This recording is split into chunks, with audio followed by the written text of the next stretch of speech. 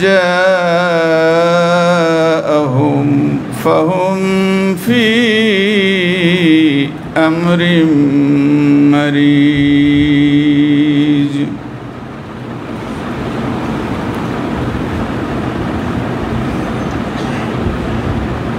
وقال جل شأنه في الموضع الآخر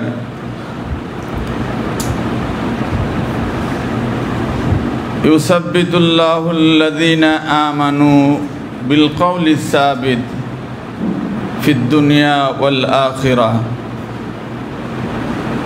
ويذل الله الظالمين ويفعل الله ما يشاء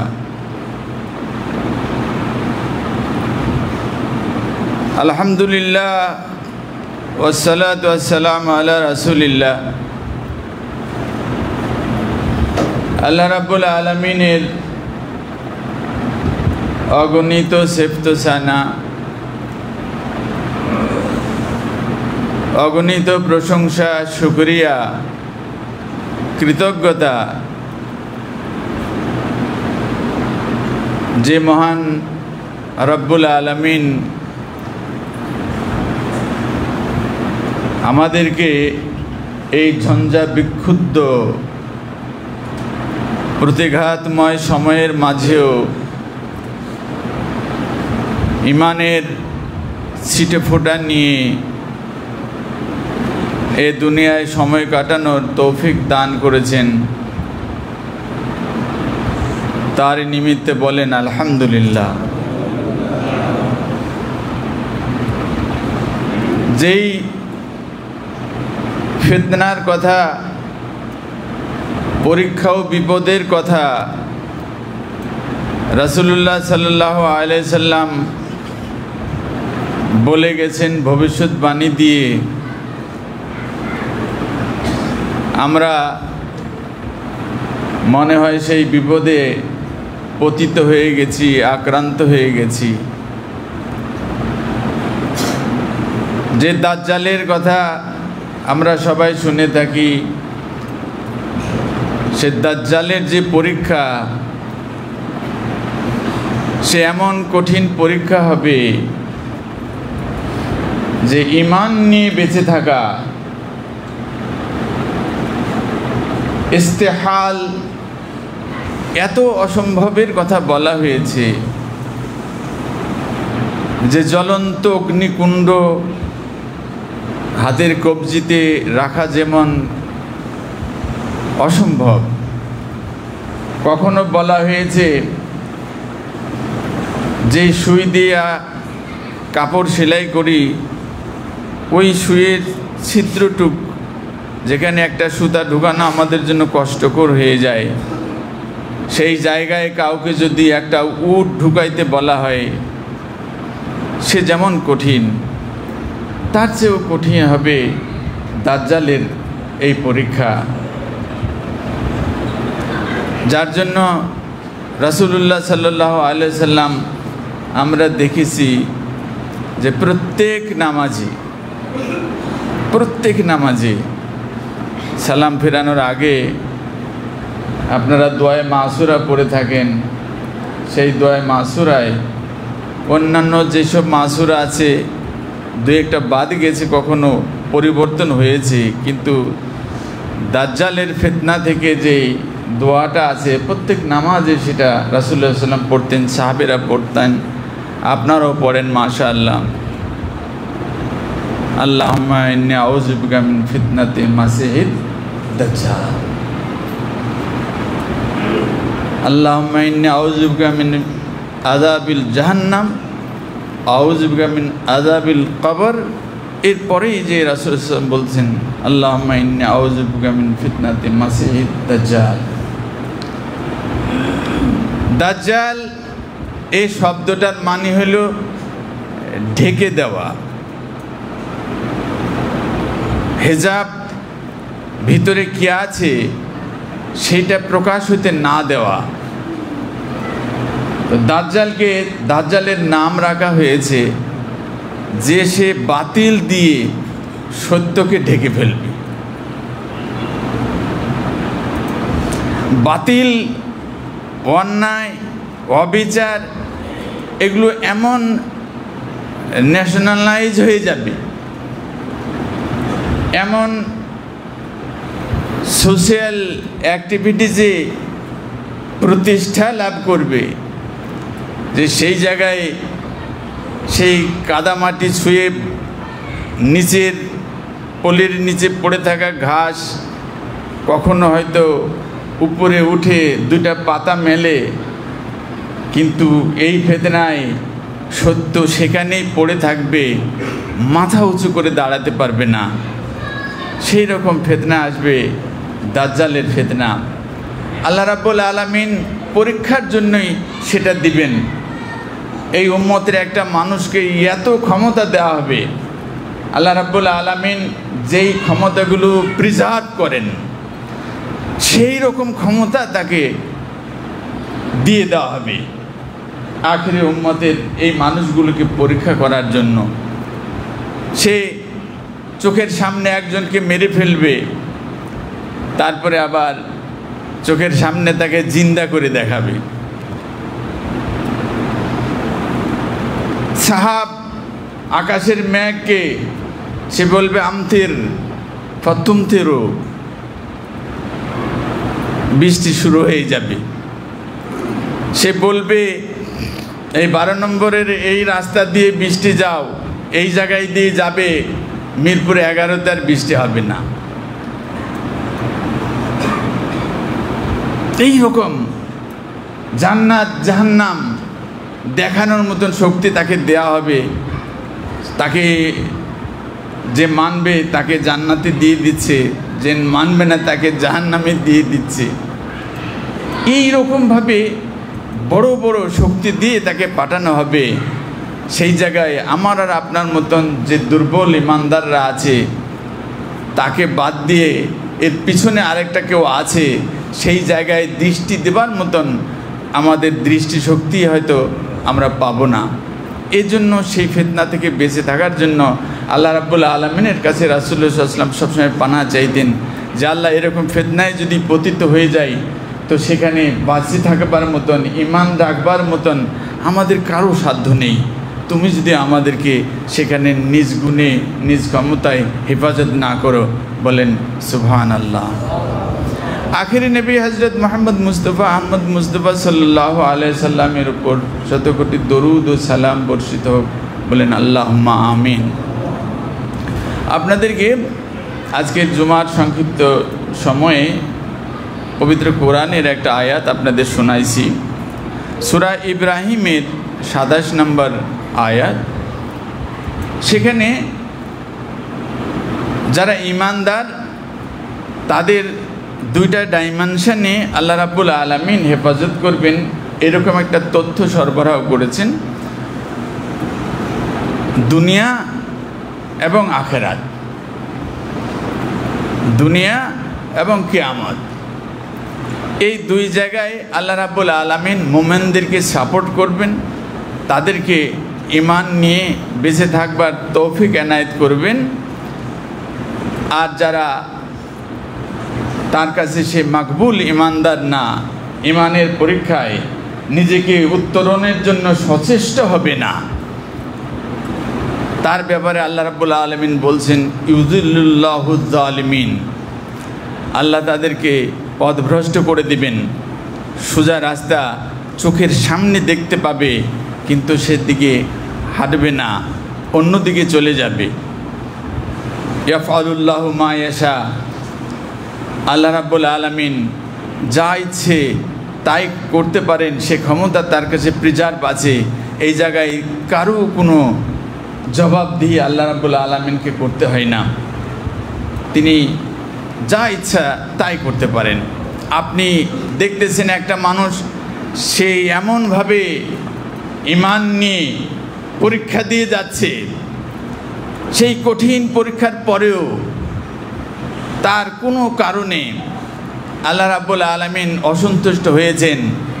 এই 60 বছরের সমস্ত নেক আমলকে জিরো করে আল্লাহ রাব্বুল আলামিন তাকে জাহান্নামে দিয়ে দিতে পারেন, বলেন নাউযুবিল্লাহি মিন যালিক।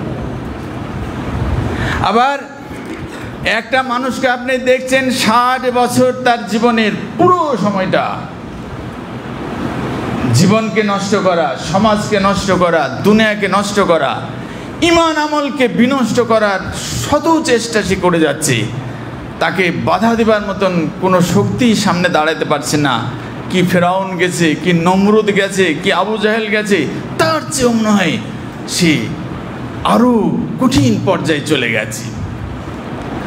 কিন্তু আল্লাহ রাব্বুল আলামিন তার কোনো এমন কাজকে সন্তুষ্ট হয়ে যেতে পারেন যে এই শেষ মুহূর্তেও তাকে দিয়ে এমন কোনো কাজ করানো হতে পারে, ওই কাজটুকু সামনে রেখে আল্লাহ রাব্বুল আলামিন তাকে জান্নাত দিয়ে দিতে পারেন। আপনার আমার করার কিছু নেই। হাদিসে আছে একজন মানুষ আল্লাহ রাব্বুল আলামিন বিচার করতেছেন, কিয়ামতের মাঠে এক এক করে আসতেছে, বিচার হয়ে যাচ্ছে। তো একটা লোককে আল্লাহ রাব্বুল আলামিন জান্নাতে দিয়ে দিয়েছে। তো একজন লোক এসে আল্লাহ রাব্বুল আলামিনের কাছে তখন নালিশ করতেছে, আল্লাহ এই লোক যদি জান্নাতে যায় তা আমি আর জান্নাতে কোথায় যাব, আমার জান্নাত দরকার নেই। এইরকমভাবে আর্জি করতেছে। কেন? বলছে এই যে লোকটাকে আপনি জান্নাতে দিচ্ছেন, এরই কারণে আমাকে জিহাদের ময়দানে শাহাদাতের পানি পান করতে হয়েছে, এরই হাতে আমি শহীদ হয়েছি, আমাকে জবাই করে দুনিয়া থেকে বিদায় করে দিয়েছি, আমার সামনে এই লোক জান্নাতে চলে যাবে। এইরকমভাবে নালিশ নিয়ে চলে যাবে। আল্লাহ রাব্বুল আলামিন তখন জবাব দিবেন, এই লোক তোমাকে জবাই করেছে বলে তুমি যে শাহাদাত পেয়েছিলে, শাহাদাতের মর্যাদা পেয়েছিলে, সেখানে কোনো কমতি আছে কি না? আল্লাহ রাব্বুল আলামিনের কাছে ওই লোক বলবে যে না আল্লাহ, যা চাইতাম, যা পাইতাম তার চেয়ে বেশি আমি পেয়ে গেছি। তো বলছে শোনো, এই লোক তোমাকে শহীদ করে দিয়ে কাফের ছিল, এই কাফেরের হাতে জবাই হওয়ার কারণে তুমি শহীদ হয়ে শহীদের মর্যাদা পেয়ে গেছো। কিন্তু তুমি শহীদ হয়ে দুনিয়া থেকে চলে আসার পরে এই লোক মরণের আগে আবার আশহাদু আল্লা ইলাহা ইল্লাল্লাহু ওয়া আশহাদু আন্না মুহাম্মাদুর রাসূলুল্লাহ বলে আমার উপরে ঈমান এনেছে, নবীর উপরে ঈমান এনেছে, তারপরে দুনিয়াতে বিদায় নিয়ে চলে আসছে। সে তো মুসলমানের দুনিয়া থেকে আসছে। কাফের হয়ে থাকার পরে যেই দিন সে মুসলমান হবে, তোমার নবী তো এই কথা বলে দিয়েছে আমার পক্ষ থেকে, আল ইসলাম ইয়াহদিমু মা কানা ক্বাবলাহু, যে কাফের, মুশরিক, বেদ্দিন, বদ্দিন যেই অবস্থায় থাকুক না কেন, তার জিন্দেগির যেই পিরিয়ডে অতিবাহিত হয়ে যাক না কেন, যেই দিন সে আমাকে সত্য বলে, নবীকে সত্য বলে এই কালেমা শাহাদত উচ্চারণ করতে পারবে, সেই দিন থেকে তার পিছনের জিন্দেগিতে যত গুনাহ থাকবে আমি সমস্ত গুনাহ মাফ করে দেওয়ার ব্যবস্থা করেছি। বলেন সুবহানাল্লাহ। তো সেই কারণে সে জান্নাতে চলে যাচ্ছে, তোমার জান্নাতের তো কোনো লস নেই। বলেন সুবহানাল্লাহ। তো আল্লাহ রাব্বুল আলামিন বলছেন ওয়া ইয়াফআলুল্লাহু মা ইয়াশা, তিনি যা ইচ্ছা তাই করতে পারেন, তার কাছে যেটা ভালো তিনি সেটা করবেন, যেটা খারাপ, যেটা অন্যায় তার বিচার তিনি করবেন। এই প্রতিরোধ করবার কারো সাধ্য নেই। আমি যে কথাটা আজকে আপনাদের এই খুতবায় বলতে চাচ্ছি সেটা হলো যে আযাবুল কবর ওয়াল আসিলা ফিল কবর, যে কবরে যে শাস্তি আছে, এই কবরের শাস্তি সম্পর্কে রাসূলুল্লাহ সাল্লাল্লাহু আলাইহি ওয়াসাল্লাম এতবার সতর্ক করেছেন আমাদেরকে যে এখান থেকে কোনো সময় আমাদের ভুলে থাকার সুযোগ ছিল না। কিন্তু নির্ঘাত শয়তান সে যেই পলিসিটা আমাদের উপরে অ্যাপ্লাই করে, তার মধ্যে সবচেয়ে বড় পলিসি সেটা হলো আমরা ক্ষণিকেই এই কবরকে, এই কিয়ামতকে, এই আখিরাতকে ভুলে যাই। দুনিয়ার মোহটাকে সে এমনভাবে আমার আর আপনার সামনে নিয়ে আসে যে সামনে নিয়ে আসার সাথে সাথে এই আমরা মনে করলাম যে না দুনিয়া আমার আর কিচ্ছু নাই, এ দুনিয়াতে আমার কিচ্ছু হবে না, এইরকম একটা জায়গায় চলে আসছি।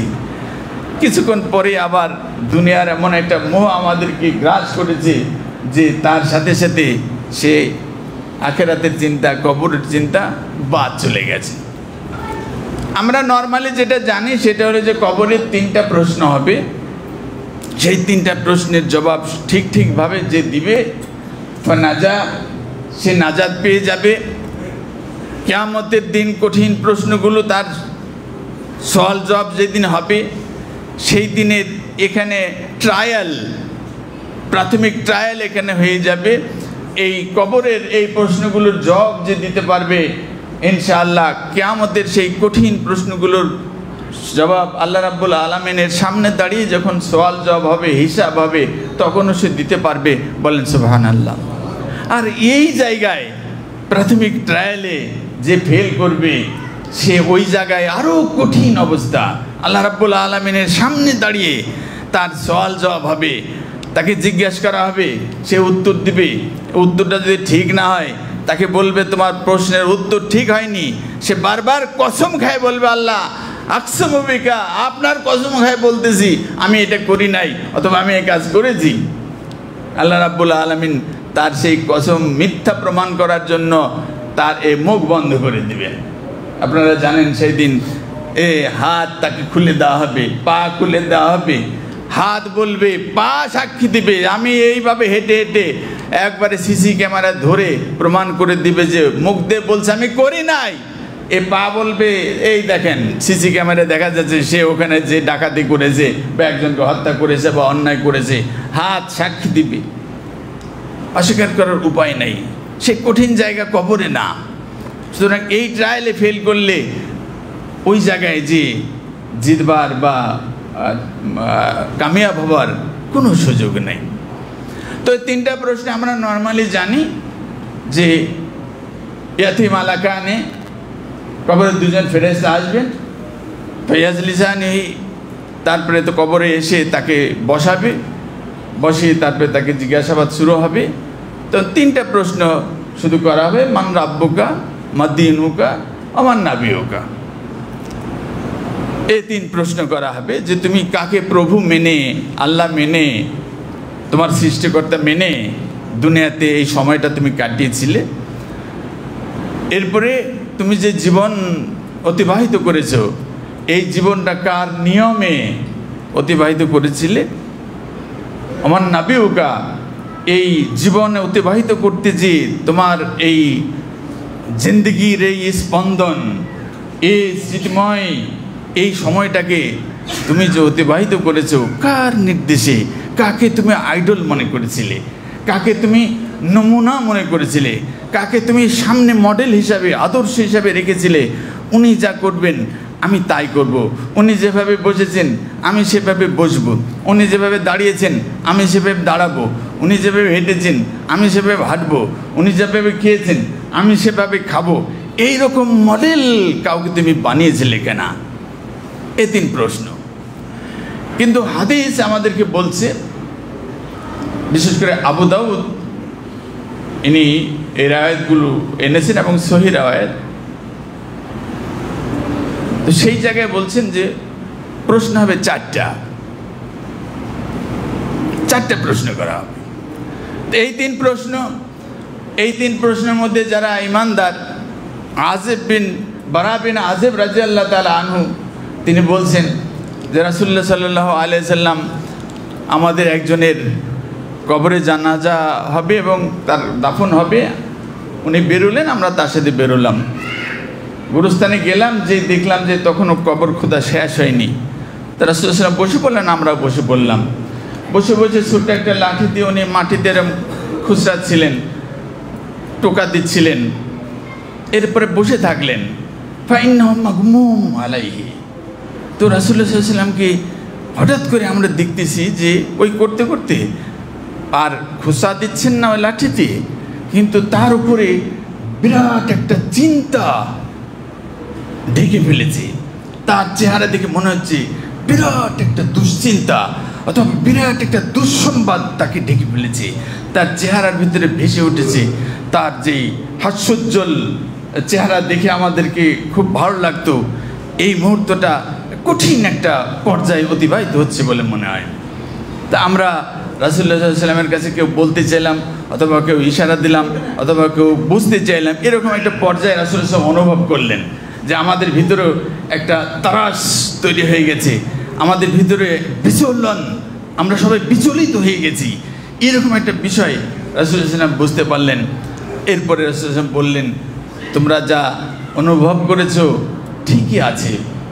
আমি এই মুহূর্তে জিবরাইল আলাইহিস সালাম আসলেন, আমাকে কিছু খবর দিলেন, সেই খবরটা শুনে আমি অত্যন্ত নিজেই বিচলিত হয়ে গেছি। জিবরাইল আলাইহিস সালাম বললেন যে আপনার এই উম্মতের আগের উম্মত যারা ছিল তাদেরও যেভাবে এসেছে, আপনার এই উম্মতের মধ্যেও আসবে।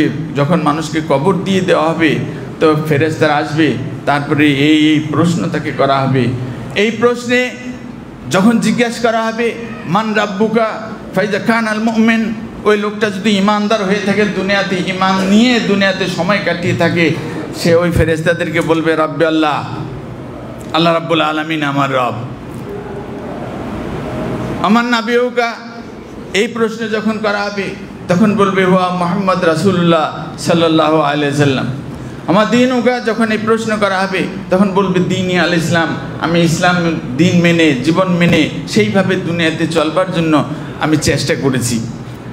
এই প্রশ্নগুলো যখন দেওয়া হবে, যদি মুমিন হয় এ উত্তর দিয়ে দিবে, কিন্তু যদি কাফের হয়, মুনাফিক হয়, মুরতাব হয়, ফাজের হয়, গুনাহগার হয়, তাদের ব্যাপারে আল্লাহ রাব্বুল আলামিনের রাসূল আমাদেরকে বলছেন যে তাকে প্রশ্ন করা হবে তো বলবে হা হা লা আদরি, হা হা লা আদরি, কি যেন জিজ্ঞেস করলেন, আমতা আমতা করবে, হা হা লা আদরি। এরপরে বলবে আমার তো খেয়াল করতে পারছি না, অথবা আমাকে তো অবগত করানো হয় নাই, আমার মনে নাই, এরকম একটা কিছু বলতে চাইবে। যেই প্রশ্নই করা হবে একই উত্তর সে দিতে থাকবে। এই জায়গায় সিগনিফিকেন্ট যে জিনিসটা আমি আপনাদেরকে বলবো সেটা হলো, মুমিনরা যখন ওই কথাগুলো বলবে, আল্লাহ রাব্বুল আলামিন তার পক্ষ থেকে ওই ফেরেশতাদের কাছে এই নোটিশ পাঠাবেন, ইন্না আবদি কাদ সাদাক ফাফরিশু ফিরাশাল জান্নাতে। আমার এই বান্দারা, যে বান্দা তোমাকে জবাব দিল, সত্যই বলেছে সে, ফাফরিশু ফিরাশাল জান্নাতে, জান্নাতের বিছানা তার কবরে বিছিয়ে দাও। বলেন সুবহানাল্লাহ। আফতাহু বাবা মিন বাবিল জান্নাতে, জান্নাত থেকে দরজার, তার কবরের দরজা মিলিয়ে দাও। সেখানকার সুগন্ধি, সেখানকার আরাম আয়েশ, সেখানকার সুখময় সমৃদ্ধির যে জীবন অতিবাহিত অপেক্ষা করতেছে, সেটা এখান থেকেই সে অবলোকন করতে পারবে, এখান থেকে সে অনুভব করতে পারবে। কিন্তু ওই লোকটা যখন বলল যে হা হা লা আদরি, আমি জানি না, আমি জানি না, আমি জানি না, সেই সময় যে কথাটা বলছেন আল্লাহ রাব্বুল আলামিনের পক্ষ থেকে আসতেছে নোটিশটা, সেটা হলো ইন্নাহু কাযাবা আবদি ফাফরিশু লাহু ফিরাশান নার আফতাহু লাহু বাবাম মিন বাবান নার। আমার এই বান্দা মিথ্যা কথা বলেছে,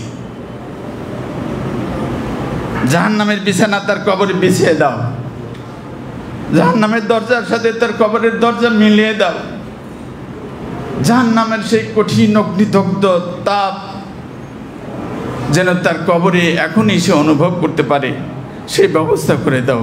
বলেন নাউজুবিল্লাহি মিন যালিক। প্রশ্ন হলো যে ওই যে লোকটা বলল আমি জানি না, আমি জানি না, সে কাফির, সে মুনাফিক, সে ফাজিল, সে বলতে পারতেছে না। আল্লাহ রাব্বুল আলামিনকে সত্যি সত্যি যদি আল্লাহ মেনে থাকতো তাহলে তো বলার কথা ছিল, নবীকে সত্যি সত্যি নবী মনে করে থাকলে তো বলার কথা ছিল, দিন ইসলামকে দিন মেনে থাকলে তো তার বলার কথা ছিল। তো শুধু মানেনি, যার জন্য বলতে পারছে না, যার জন্য বললে আমি বলতে পারছি না, আমি জানি না, তো তাহলে এখানে মিথ্যা হলো কোথায়? আলোচনাটা হলো এই জায়গায়। তাকে নোটিশ দেওয়া হচ্ছে যে মিথ্যা বলেছে,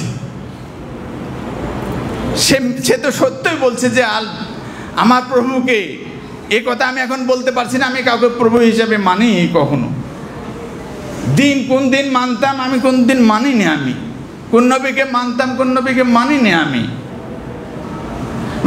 আরেক হাদিসে তিরমিজিতে বলছে সামিতুন নাসা ইয়াকুলুনা শাইয়ান ফাকুলতু, শেষে যে বলতেছে যে আমি মানুষের শুনতাম তারা যেন কি বলতো, কখনো তাদের কাছে যা শুনছি আমি সেইভাবে বলতে থাকতাম। কখনো বলেছে আল্লাহ, তো বলছি আল্লাহ আমার রব। কখনো বলেছে ঈশ্বর, তো ঈশ্বর আমার রব। কখনো বলেছে ঈসা আলাইহিস সালাম আল্লাহ, তো ঈসা আলাইহিস সালাম আল্লাহ। কখনো বলেছে বাবা আর আল্লাহ এক, তো আমি মনে করেছি বাবা আর আল্লাহ এক। কখনো মনে করেছে আল্লাহ গায়েব জানে, বাবাও জানে, কবরে শুয়ে মারা গেছে 1400 বছর আগে, এখন ও বাবা আমার সব কথা শুনতেছে, সব বুঝতেছে, এভাবে বিশ্বাস করেছি। সামিতুন নাসা ইয়াকুলুনা শাইয়ান ফাকুলতু, আমি সে কথাই বলতাম। তো বলছে কাযিবা, মিথ্যা বলেছি। মিথ্যা হইলো কোন জায়গায়? সেটা হলো এই জায়গায় আরবি শব্দ লা আদরি, লা আদরি দিরায়া, এই আরবি শব্দটার সম্পূরক সমর্থক আরও যে শব্দগুলো আছে সেটা হলো এল, সেটা হলো মারিফা। তাহলে জানা, এই জিনিসটা বোঝানোর জন্য আরবি ভাষায় 3টা শব্দ ব্যবহার করা হয়।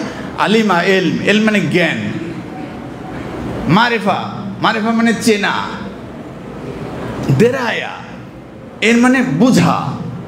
তো 3টে শব্দ দিয়েই আমি জানি কি জানি না এটা ব্যক্ত করা যায়। এই লোক এখানে এসে বলছে লা আদরি, যদি বলতো লা আলাম জানি না, লা আরিফ চেনে না, তাহলে এর একটা অর্থ হতো। কিন্তু যখন বলছে লা আদরি আমি বুঝি নাই, সেই জায়গাটা বাংলায় আপনাদেরকে যদি বলি তাহলে এলেম মারেফা এই 2টা বাংলা করেন আপনারা জানা, জানি, জানি না। আর দেরায়া এই শব্দটার মানে হলো অবগত হওয়া। তো সে বলছে আমি অবগত হইতে পারিনি, আমাকে অবগত করানো হয়নি। এই লোক স্বীকৃতি দিচ্ছে এইভাবে যে আমি অবগত হতে পারিনি। তখন আল্লাহ রাব্বুল আলামিন বলতেছেন কাযিবা, এ মিথ্যা বলছে। কেন বলছে মিথ্যা? মিথ্যা বলছে এই জন্য যে এই লোকটাকে জানিয়ে দেওয়ার জন্য সকল ব্যবস্থা করা হয়েছিল, সকল সুযোগকে, সকল অপশনকে অ্যাক্সেস করা হয়েছে। তার জন্য রাসূল পাঠানো হয়েছিল, রাসূল কিতাব দিয়ে আসছিল, রাসূল হাদিস দিয়ে আসছিল। সে হাদিস তার জন্য যেভাবে সহজ হয় সেভাবে করা হয়েছিল। সে ইংরেজি বুঝে ইংরেজিতে দেওয়া হয়েছিল, বাংলা বুঝে তো বাংলায় কোরআন করে দেওয়া হয়েছিল, উর্দু বুঝে তো উর্দু কোরআন করে দেওয়া হয়েছিল। সব কিছু মুহাইয়া, সব কিছু তার জন্য অ্যাভেলেবেল করে দেওয়া হয়েছিল। আর এখন বলছে আমি জানি না, মানে আমি অবগত হতে পারি নাই। যদি অবগত কেউ না হয়, আল্লাহ রাব্বুল আলামিন নিজে বলতেছেন যে ওমা কুন্না মুআযযিবিনা হাত্তা নাবাসা রাসূলা। আল্লাহ রাব্বুল আলামিন কোরআনে আমাদেরকে বলছেন বনি ইসরাইলের 15 নম্বর আয়াতে যে আমি কোনো মানুষকে আযাব দিতে পারি না, আমি কোনো মানুষকে শাস্তি দেব না। হাত্তা নাবাসা রাসূলা, যতক্ষণ না তার কাছে আমার কোনো রাসূল পৌঁছেছে, রিসালাতের দাওয়াত পৌঁছেছে, হেদায়েতের বাণী তার কাছে পৌঁছানো হয়েছে, তার আগ পর্যন্ত আমি কোনো মানুষকে শাস্তি দেই না, শাস্তি দিব না। বলেন সুবহানাল্লাহ, কত মহান তিনি। এখনো পৃথিবীর বিভিন্ন জায়গা ঘুরে ঘুরে গুগল বা বিভিন্ন মাধ্যমে আমরা জানতে পারতেছি যে কিছু কিছু মানুষ কিছু এমন এলাকায় বাস করে, এমন রুরাল এলাকায় বাস করে, এমন প্রান্তিক এলাকায় বাস করে যে তাদেরকে জিজ্ঞেস করা হয় যে এই তোমরা কাকে মানো, তার নাম কি? তখন আমরা কাউকে মানি না, কেউ আমার এরকম নাই। কোনো নবী বলে দুনিয়াতে আসছিল তা শুনেছো? বলছে তা শুনে নাই, কোনো নবীর কথাই শুনে নাই। আপনারা তো মুখস্থ বলতেছেন 1,24,000 নবী দুনিয়াতে এসেছিলেন, ওরা বলছে কোনো নবীর নাম শুনিনি আমরা। এরকম মানুষ এখনো আছে। তো কোনো মানুষের কাছে যদি এই কোরআন, এ হাদিস, এ হেদায়েত, এ নবীর দাওয়াত পৌঁছে না থাকে, আল্লাহ রাব্বুল আলামিন তাকে নবীর প্রশ্ন করে বিব্রত করবেন না, ওই প্রশ্ন করে আটকে দিয়ে তাকে জাহান্নামে দেওয়ার ব্যবস্থা করবেন না। তিনি মহান। আল্লাহু বিযাল্লামিল লিল আবিদ। আল্লাহ রাব্বুল আলামিন বান্দাদেরকে তিল পরিমাণ জুলুম করবেন না। বলেন সুবহানাল্লাহ। তো নবী না পৌঁছলে, না পাইলে তাকে তো এই প্রশ্নই তার কাছে আসবে না। তাদের শুধু একটাই হিসাব হবে, সেটা হবে আল আকল সাহি আল আকল সাফি। একটা মানুষকে তার যে বিবেক বোধ দেওয়া হয়েছে, অন্য দুনিয়ার সমস্ত মাখলুকাত, সমস্ত সৃষ্টির চেয়ে এই মানুষটাকে আলাদা করা হয়েছে। সেটা হলো তার বিবেক বোধ বলে একটা জিনিস আছে, যেটা পশুর ভিতরে নাই, যেটা গাছগাছালের ভিতরে নাই, যেটা অন্য কারো ভিতরে নাই। এই বিবেকটা যদি সুস্থ থাকে, তাহলে তার এই বিবেক তাকে দিয়ে সাক্ষী দিবে যে আমি যে চোখে দেখতে পাচ্ছি, আমি মুখ দিয়ে কথা বলতে পারতেছি, বলে ওজন আসমা, আমার কান আছে, আমি শুনতে পাচ্ছি, কিন্তু আমার পাশে যে চাচা এতক্ষণ ধরে সব কিছু আমার মতন হচ্ছিল, হঠাৎ করে দেখি যে চাচার চোখ আছে, দেখছে না, মুখ আছে, কথা বলতে পারছে না, কান আছে, শুনছে না, অথচ আমার মতনই বসে আছে, অথবা আমার মতো আমি যেভাবে শুই সেভাবে শুয়ে পড়েছে, কোনো পরিবর্তন নাই। আমার মতন এই 3.5 হাত বডির সবগুলো অঙ্গ প্রত্যঙ্গ তার কাছে আছে, কিন্তু সে এখন চোখ আছে, টলটল করতেছে, দেখতে পাচ্ছে না কিছু, মুখ আছে, কিছু বলতে পারছে না, কান আছে, কিছু শুনছে না, আমি শুনছি। তাহলে দুজনের মধ্যে ফারাকটা কি? একই জিনিস, একই সব কিছু। অথবা আপনি এখন সব কিছু শুনছেন, এই 2 মিনিটের মাথায় দেখা যাবে যে আপনি কিছুই দেখছেন না, কিছুই শুনছেন না, কিছুই অনুধাবন করতে পারছেন না। সেটাকে বলা হয় মৃত্যু। এই মৃত্যুটা কি? মৃত্যুটা হলো যে আপনার ভিতরে একটা নির্দেশ ছিল, আপনার এই অঙ্গ প্রত্যঙ্গগুলো চলবে, চলমান থাকবে, এটা কারো পক্ষ থেকে রিমোট কন্ট্রোল করে চালু করে দেওয়া ছিল। সেই ব্যক্তি, সেই জাত, সেই সত্তা বাস রিমোটকে অফ করে দিল, আপনার সব কিছু আছে, ওই নির্দেশটা নাই, যার জন্য এই চোখ এখন আর আপনাকে দেখে কিছু দিচ্ছে না, এ মুখ আপনাকে বলার কোনো সুযোগ দিচ্ছে না, এ কান কিছুই আপনাকে শুনে ওই জায়গায় পাঠাচ্ছে না। এই জন্য যখন রাসূলুল্লাহ সাল্লাল্লাহু আলাইহি ওয়াসাল্লামের কাছে এ প্রশ্ন আসলো, ইয়াসআলুনাকা আনির রূহ, আল্লাহ রাব্বুল আলামিন বলতেছেন যে ওরা এসে প্রশ্ন করতেছে, তুমি নবী কি নবী না তা প্রমাণ নিতে চায় যে আপনাকে নবী মেনে নেব, আপনি শুধু এই প্রশ্নের উত্তরটা দেন। ইয়াসআলুনাকা আনির রূহ, মানুষের এই শরীরের ভিতরে আত্মা বলে একটা জিনিস আছে, নফস বলে একটা জিনিস আছে, প্রাণ বলে একটা জিনিস আছে। What is this? কি সেটা বলেন আপনি? আল্লাহ রাব্বুল আলামিন তার জবাব দিয়েছেন, রাসূল সাল্লাল্লাহু আলাইহি ওয়াসাল্লাম বলছেন যে আপনি বলে দেন, এর রূহ, এর গতি প্রকৃতি, আকার আকৃতি তুমি তাদেরকে যখন বুঝাইতে যাবা, তারা কিছুই বুঝতে পারবে না। শুধু এইটুক তাদেরকে জানিয়ে দাও, কুলির রূহ মিন আমরি রাব্বি,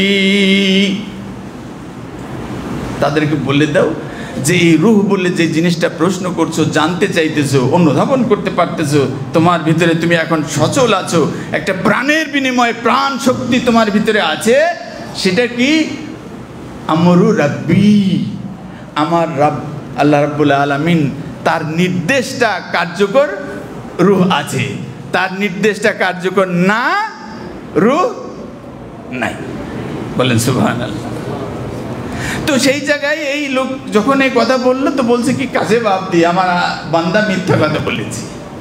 মিথ্যা কথা কেন বলেছে এটা ক্লিয়ার করার জন্য মুসনাদে আহমদে এই হাদিসটার আর একটা রেওয়ায়তে, লম্বা করে রেওয়ায়ত আছে, সেখানে বলতেছে যে এই লোক যখন বলবে আমার আল্লাহ, আমার রব আল্লাহ, আমার দিন ইসলাম, আমার নবী মুহাম্মদ রাসূলুল্লাহ সাল্লাল্লাহু আলাইহি সাল্লাম, তখন ওই লোকটাকে আর একটা প্রশ্ন করা হবে, চতুর্থ প্রশ্ন। তো কবরে 4টা প্রশ্ন হবে, কবরে 4টা প্রশ্ন হবে, আর একটা প্রশ্ন করা হবে।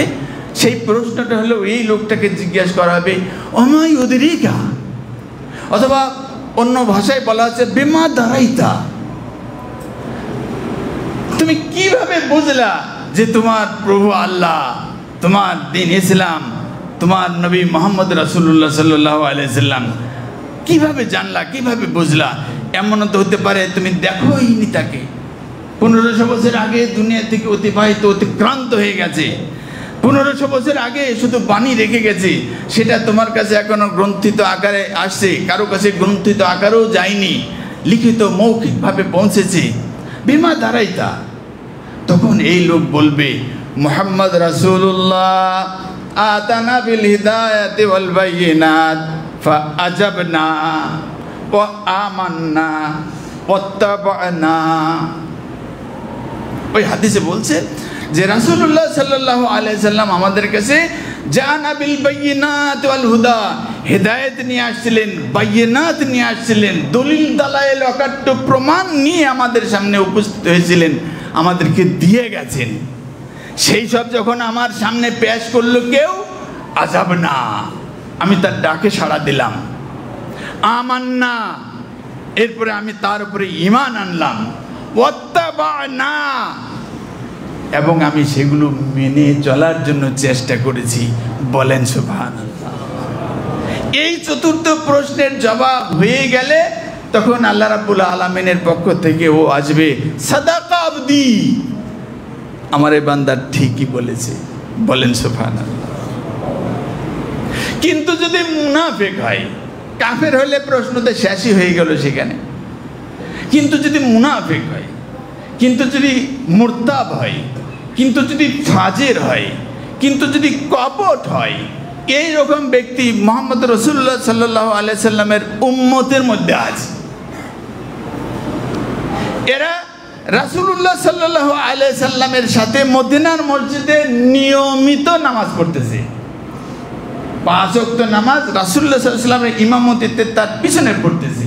আপনারা জানেন যে সেই সময় প্রায় 300 জনের অধিক নাম বাই নেম, নাম গুনে গুনে লিস্ট করা যাচ্ছিল। এইরকম মুনাফিক রাসূলুল্লাহ সাল্লাল্লাহু আলাইহি সাল্লামের মসজিদে নামাজ পড়তেছে রাসূলুল্লাহ সাল্লাল্লাহু আলাইহি সাল্লামের পিছনে। রাসূলুল্লাহ সাল্লাল্লাহু আলাইহি সাল্লামের সমাজে সব কিছু ভোগ করতেছে তারা। মুসলমানদের কবরে তাদের কবর দেওয়া হচ্ছে, মুসলমানদের জিহাদের গনিমত আসতেছে, সমান বন্টন তারা পাচ্ছে, সকল সুযোগ সুবিধা তারা পাচ্ছে, কিন্তু বাই নেম মুনাফিক তারা। তো তারা আশহাদু আল্লা ইলাহা, যেটা আপনি বললেন সেটাও তারা পড়েছে, নামাজ পড়ছে, কালেমা পড়ছে, হজ করছে, সব কিছু করতেছে। কিন্তু ওই প্রশ্নে যখন মালাকান, 2 ফেরেশতা দাঁড়িয়ে চোখ রাঙিয়ে, আপনারা জানেন তাদের নাম রাখা হয়েছে মুনকির আর নকির। এই নামের ভিতরেই রহস্যগুলো এরকম যে বিভীষিকাময় চেহারার অধিকারী ও ফেরেশতা সামনে দাঁড়িয়ে তাকে যখন জিজ্ঞেস করা হবে, হতবিহ্বল হয়ে যাবে। মুনকির নকির, যাই প্রশ্নের উত্তর দেওয়া হবে মনে হয় যে কিচ্ছু সে নেবে না, কিচ্ছু গ্রহণ করবে না। তার চেহারাতে এইভাবে ভেসে উঠতেছে তার ক্ষোভ, তার রাগ, তার আকৃতি, এইভাবে মানে ভীত সন্ত্রস্ত হয়ে যাবে ওই কবরের মানুষটা। যখন তার ভিতরে রূহ ফেরত আসবে, এ দেখেই সব কিছু হারিয়ে যাবে তার। সেই ফেরেশতারা প্রশ্ন যখন করবে, তখন এই লোকটাও বলবে, হা হা লা আদরি, আমি বুঝতে পারিনি, আমাকে অবগত করানো হয়নি। এক এক করে 3 বার যখন এই প্রশ্নের একই উত্তর দিবে, তখন আল্লাহ রাব্বুল আলামিন বলবেন, কাযাবা, মিথ্যা বলছে। কেন বলা হবে মিথ্যা বলছে? মিথ্যা বলছে এই জন্য যে সে যে বলছে আমি অবগত হতে পারিনি, এই কথাটা ঠিক না বেঠিক? বেঠিক। আপনাদের বিচারে আপনারা বলতেছেন বেঠিক, আল্লাহ রাব্বুল আলামিন সেই কথাই জানিয়ে দিচ্ছেন মিথ্যা বলছে এলো।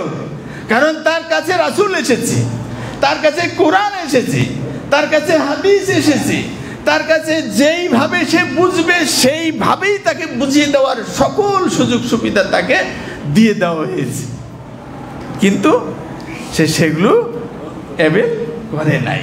ওই যে আজাব না, ছাড়া দিলাম, আমান না, ইমান আনলাম, ওয়াত্তাবা'না, এবং তা মেনেও চললাম, এই জায়গায় যায় দেখেন আপনি এই 3টার একটাও সেখানে নাই। আজাব না আছে, ডাকে সাড়া দিয়েছে, আমার না দেখা গেল আশহাদু আল্লা ইলাহা ইল্লাল্লাহ ওয়া আশহাদু আন্না মুহাম্মাদুর রাসূলুল্লাহ বলে ফেলেছে, কিন্তু ওয়াত্তাবা'না, রাসূলকে যেভাবে ইত্তেবা করার কথা ছিল সেইভাবে তারা কি করেনি, ইত্তেবা করেনি। আরেক রাওয়ায়াতে বলছে যে বিমা দারাইতা, ওই মোমেনটাকে জিজ্ঞেস করা হবে তুমি বুঝলা কি করে যে আল্লাহ তোমার প্রভু, ইসলাম তোমার দিন, এই নবী মুহাম্মদ তোমার নবী, এ বুঝলা কি করে তুমি? তখন বলছে কারাতুল কোরআন, আমি কোরআন পড়েছি। সেই কোরআনে যখন গেলাম তখন বলছে কোরআন ফালামান্নাহু লা ইলাহা ইল্লাল্লাহ, কোরআন আমাকে বলছে তুমি প্রথমে কোরআন দিয়ে, ইসলাম দিয়ে, তোমার জীবন দিয়ে যখন শুরু করবা, প্রথম তুমি যেই জিনিসটা জানবার দরকার, অবলম্বন করার দরকার, অবগত হবার দরকার, সেটা হলো ফালাম, শোনো, এটা ভালো করে জেনে নাও, আন্নাহু লা ইলাহা ইল্লাল্লাহ, তোমার একজন প্রভু আছে, তিনি আল্লাহ, তার ছাড়া আর কেউ মালিক মাবুদ, তোমার স্রষ্টা, তোমার সাহায্যদাতা কেউ নাই। এই বলে পাক্কা ঈমান তোমার তৈরি করো। এরপরে এই কোরআনে আমাকে আবার বলে দিচ্ছে, কুল ইন কুনতুম তুহিব্বুনাল্লাহ ফাত্তাবিউনি, যে এই আল্লাহকে তুমি চিনলা, জানলা, বুঝলা, এ মহান আল্লাহ, তার যেই আঙ্গুলের শুধু আলোকচ্ছটা একটা পাহাড়ের উপরে পড়ার সাথে সাথে সেই জাল্লা, যখন সেই আলোকটা সেখানে আলোক রশ্মি প্রতিফলিত হলো, সেই প্রতিফলনের আলোর সেই প্রতিফলনটা দেখেই খাররা মুসা সাইকা, মুসার মতন জলিলুল কদর, শক্তিশালী, কঠিন হৃদয়ের যেই নবী, সেই নবী যে ডাইরেক্ট আল্লাহর সাথে কথোপকথন করে, সকাল বিকাল যখন ইচ্ছা তখন পাহাড়ে চলে যায়, তুর পাহাড়ে যে কথা বলে, দরকার হলে ডেকে আল্লাহর সাথে কথা বলে, এই রকম দুঃসাহসী যে নবীকে পাঠানো হয়েছিল, তারই সামনে যখন পাহাড়ের ভিতরের আলোকচ্ছটা শুধু দেখতে পেল, প্রতিসরণ যখন ঘটলো, এই আলোকচ্ছটা দেখে খাররা মুসা সাইকা, কোরআন সাক্ষী দিচ্ছে যে ও দেখে মুসা বেহুশ হয়ে পড়ে গেল। বলেন সুবহানাল্লাহ। এখন এই আল্লাহ আপনি কি দিলে খুশি হবে? কোন সিন্নি দিলে আপনার বের খুশি হবে? আল্লাহ রাব্বুল আলামিনকে কিভাবে ডাকলে তিনি খুশি হবেন? আল্লাহ রাব্বুল আলামিনকে আপনি কি অনুভব করলে, তাকে কত বড় মনে করলে তিনি খুশি হবেন? আপনি একটু চোখ বন্ধ করে, অন্য সময় শুধু থিওরিটা দিয়ে দিচ্ছি যে আল্লাহ রাব্বুল আলামিন সম্পর্কে আপনি যদি চিন্তা করতে চান, চোখ বন্ধ করে আপনি যে ফুটবলটা দেখেন, বাচ্চারা খেলা মাঠের মধ্যে খেলতেছে, এই ফুটবলটা একটু চিন্তা করে সামনের দিকে নির্ধারণ করবেন। আপনি চোখ বন্ধ করলে দেখবেন যে ফুটবলটা 1 ফুট চারিদিকে স্কোয়ার হয়ে আছে। এই ফুটবলটাকে আপনি ডবল মনে করেন, 2 ফুট হয়ে গেছে, ডবল মনে করেন 4 ফুট হয়ে গেছে। এইভাবে আপনি মনে করতে থাকবেন বাড়িতে, যে আপনার এই আকল, আপনার এই বিবেক বলতেছে যে আপনি যাইতে যাইতে যাইতে যেতে ফুটবলটা ডবল করতে করতে একটা সময় যখন যাবে, তখন আপনার এই আকল বলবে আমি তো আর দেখতে পাচ্ছি না কত বড় হলো। বলেন সুবহানাল্লাহ। আজকে যে পরীক্ষা করে দেখবেন, আপনার এই আকল আপনাকে বলবে যে আমি তো এখন আর দেখতে পাচ্ছি না যে আজ বড়টা কত বড়। তার মানে কি, যে আপনার এই আকলকে কোনো জিনিস ক্যাপচার করার জন্য যে শক্তি দেওয়া আছে, এই শক্তিতে একেবারেই লিমিটেশন, একবারেই সীমাবদ্ধ, পরিসীমিত অবস্থায় আছে। তাহলে এই আকাশ জমিন, 7 আসমান, তার উপরে কুরসি, তার উপরে আরশ, তার উপরে যদি আল্লাহ রাব্বুল আলামিন হয়ে থাকেন, তো তিনি কত বড়, তিনি কত মহান। আপনি তাকে কি দিয়ে খুশি করবেন? কয় প্যাকেট সিন্নি তার রাস্তায় ব্যয় করলে তিনি খুশি হয়ে যাবেন? তো সেই জায়গায় আল্লাহ রাব্বুল আলামিন কোরআন আমাকে বলে দিল, যদি তুমি তাকে খুশি করতে চাও, তাহলে তুমি চিন্তা করে তার এই মাপ ও ওজন অনুভব করে তাকে কিছু দিয়ে যে খুশি করবা, তা তোমার দ্বারা সম্ভব না। সুতরাং একটাই রাস্তা আছে, ফাত্তাবিউনি, আমি যে রাসূল তোমার কাছে পাঠাইলাম, এই রাসূলুল্লাহ সাল্লাল্লাহু আলাইহি সাল্লামকে তোমরা ইত্তেবা করো, অনুসরণ করো, মডেল হিসাবে ধরো, তাকে সামনে রেখে তোমার এই জিন্দেগিকে সাজাও। তাহলে আল্লাহ রাব্বুল আলামিন ইউহিব্বুকুমুল্লাহ, তোমাদেরকে মহব্বত করবেন, খুশি করবেন, ইয়াগফির লাকুম যুনুবাকুম, তোমাদের জিন্দেগীর সমস্ত গুনাহ মাফ করে দেবেন। বলেন সুবহানাল্লাহ। থেকে আমি বুঝতে পেরেছিলাম, তখন বলছে সাদাকা আবদি, আমার এই বান্দা ঠিক বলেছে, তাকে জান্নাতের ব্যবস্থা করে দাও। বলেন সুবহানাল্লাহ। তাও আজকের এই সংক্ষিপ্ত খুতবায় যে বিষয়টা আমরা বলতে চাচ্ছি সেটা হলো, এই কবরের এই কঠিন যে জায়গাটা, এই জায়গাটা হলো এইরকম যে আমি জানি না, আমি বুঝি না, এই প্রশ্নের উত্তরটা আমাদের হয়তো দেওয়া লাগতে পারে, কিন্তু এই উত্তরটা কবুল হবে না, গ্রহণ হবে না। এই মালাকান, এই দুই ফেরেশতাই গ্রহণ করবে না। কিয়ামতের দিন আল্লাহর সামনে যখন এই প্রশ্নগুলো আসবে, রিপিট হবে, আপনার প্রত্যাখ্যাত হবে এই উত্তর, এই জবাব। সুতরাং এই প্রশ্নের এই উত্তর মকবুল না। একটাই উত্তর, আপনি জানেন আর না জানেন জেনেই আপনাকে বলতে হবে। সুতরাং যে কোরআন আপনার জন্য আসছে, যে হাদিস আপনার জন্য আসছে, আপনি জানি না, এ কথা বলার কোনো স্কোপ আপনার নাই। আপনি পড়তে জানলে পড়েন, পড়তে না জানলে শোনেন। আরবি না জানেন, যেই ভাষা বুঝেন সেই ভাষায় আপনি শোনেন, সেই ভাষায় আপনার কোরআন আছে, বুঝবার সুযোগ আছে। আপনি সেইটা পড়ার পরে, শোনার পরে, বলার পরে আমার আর আপনার যদি কোতাহি থাকে, আমার আপনার যদি কোনো নোকস থাকে, আমার আপনার যদি কোনো কমতি থাকে, আল্লাহ রাব্বুল আলামিন বলছেন ইয়াগফির লাকুম যুনুবাকুম, এই কমতি, এই ত্রুটির যত দোষ ত্রুটি সব আমি মাফ করে দিব। বলেন সুবহানাল্লাহ।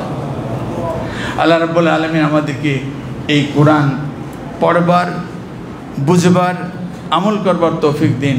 বলেন আল্লাহুম্মা আমিন।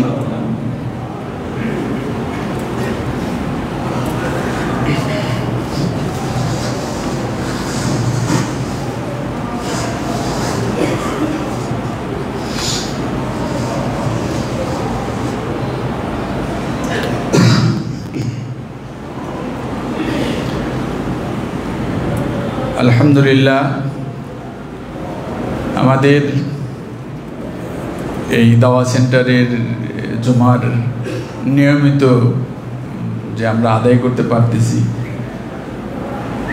এই জন্য আল্লাহ রাব্বুল আলামিনের কাছে আরেকবার কৃতজ্ঞতা প্রকাশ করি। বলেন আলহামদুলিল্লাহ। এটা যাতে কোনো কারণে, বিশেষ করে আর্থিক সংকটের কারণে মুখ থুবড়ে না পড়ে, বন্ধ না হয়ে যায়, অসুবিধায় না পড়ে, আমরা এই বিষয়টা ব্যক্তিগতভাবে সবাই নিজে নিজেই মাথায় রাখবো, চিন্তায় রাখবো এবং খোঁজখবর রাখবো। ইনশাআল্লাহ যারা কর্তৃপক্ষ আছে তারা আমাদের কাছে হয়তো অনেক সময় পাইল না, অথবা বলতে চাইলেও পারলো না, এরকম কিছু হতে পারে। তো এটা মনে হয় আমরা যারা এখানে নিয়মিত আসতেছি, আসার সুযোগ পাচ্ছি, আমাদেরও এটা একটা দায়িত্ব যে আমরা নিজে থেকে একটু খোঁজখবর যেন রাখি, এর আর্থিক সংকট কাটানোর জন্য, অথবা অন্যান্য সাপোর্ট যেগুলো দরকার সেই সাপোর্টগুলো, বিশেষ করে আমাদের আসা এটা একটা বড় সাপোর্ট। আমরা যদি নিয়মিত এখানে আসি, এটাও একটা বিরাট সহযোগিতা। আল্লাহ আমাদের সবাইকে সে তৌফিক দান করুন। আলহামদুলিল্লাহ, আলহামদুলিল্লাহ নাহমাদুহু ওয়া নাস্তাঈনুহু ওয়া নাউযু বিল্লাহি মিন শুরুরি আনফুসিনা ওয়া মিন সাইয়্যাতি আমালিনা। ومن يهده الله فلا مضل له ومن يضلله فلا هادي له